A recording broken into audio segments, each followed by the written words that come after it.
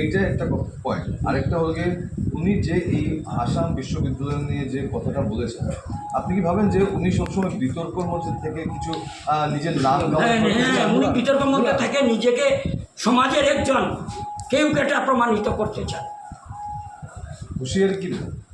হুঁশিয়ারি তো দিলাম, ক্ষমা না চাইলে নিঃশর্ত ক্ষমা চাইতে হবে বরাকবাসীর কাছে, না হলে বরাক উপত্যকায় উনি যখন আসবেন তখন আমরা প্রতিরোধ গড়ে তুলব। আর এখানে যারা প্রশান্ত চক্রবর্তী অনুগামীরা যারা রয়েছেন, দেখা গেছে সামাজিক মাধ্যমে যারা এই বিশ্ববিদ্যালয় বিতর্ক নিয়ে যারা বরাকের মানুষ যখন বিভিন্ন ধরনের লেখালেখি করছিলেন, তখন দেখা গেছে ওরা প্রশান্ত চক্রবর্তী হয়ে যারা এটা বিরোধিতা করছেন, তাদের বিরোধিতা করছেন। ওইসব লোকদের দেখো, এইসব লোকদের আমরা চিহ্নিত করব, চিহ্নিত করে ওরাও সমাদুষে দোষী, এরাও সমাদুষে দোষী, এবং যারা আমন্ত্রণ জানাবে তাদেরকে আমরা রেহাই দেব না। সেই ব্যাপারে আশা কি করছে? দেখুন, অধ্যাপক প্রশান্ত চক্রবর্তী 19 মে দিনে শিলচর আসাম বিশ্ববিদ্যালয়ে এসেছিলেন অতিথি হয়ে। ভালো কথা, উনি কটন কলেজের অধ্যাপক সমেত, বাংলা বিভাগে সমেত বাংলা সাহিত্য সভা অসম সাধারণ সম্পাদক হয়ে উনি বলেছিলেন যে অসম বিশ্ববিদ্যালয় নাকি অসম আন্দোলনের ফসল। ওনাকে প্রথমে বলতে চাই, এই আসাম বিশ্ববিদ্যালয় আন্দোলনের একটা ইতিহাস আছে, দীর্ঘ ইতিহাস, 10 বছরের সময়কাল ইতিহাস। তা আগে যে জেনে নিন, পরে নিন, তারপর আপনি এই ধরনের বক্তব্য রাখবেন। আচ্ছা, আসাম বিশ্ববিদ্যালয় নিয়ে যে বিতর্কিত মন্তব্য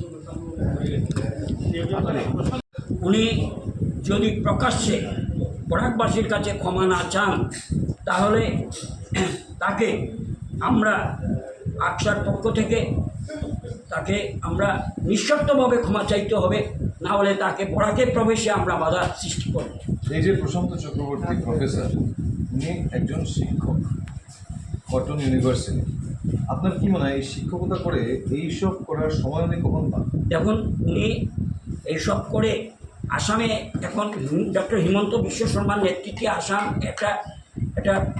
একটা ভালোভাবে চলছিল, জাতি জনজাতি সবাইকে নিয়ে একটা উন্নয়নের একটা দিশা দেখিয়ে যাচ্ছেন। সেই সময় উনি এখানে আসামে অসমিয়া বাঙালি এভাবে একটা বিভাজনের রাজনীতি সৃষ্টি করছেন। কিছুদিন আগে আপনারা প্রয়োগ করেছেন যে গামোছা বিতর্ক সৃষ্টি হয়েছিল, বিভিন্ন জাতির মধ্যে বিভাজন সৃষ্টির রূপরেখা উনি তৈরি করছেন। উনি এইসব করে তিনি চিপ পপুলারিটি পেতে চান। আমরা ওনাকে সাবধান করে দিতে চাই, যাই করুন বরাক উপত্যকায় এসে বরাক উপত্যকা এবং বাঙালি এবং অন্যান্য জাতি জনজাতি অসমিয়ার মধ্যে যেন বিভেদ সৃষ্টি না করেন, তাহলে ইতিহাস ওনাকে ক্ষমা করবে না। যদি ক্ষমা না চান তাহলে আগামী দিনে বরাকে যদি উনি আসেন, তাকে আমরা প্রতিরোধ করে তুলব। বলতে পারেন, কিন্তু উনি যেসব বক্তব্য করছেন এসব সেতুবন্ধন নয়, এটা সেতুবন্ধনের পরিবর্তে বিভাজন হয়ে যাচ্ছে। আপনি বলবেন আমাদের যে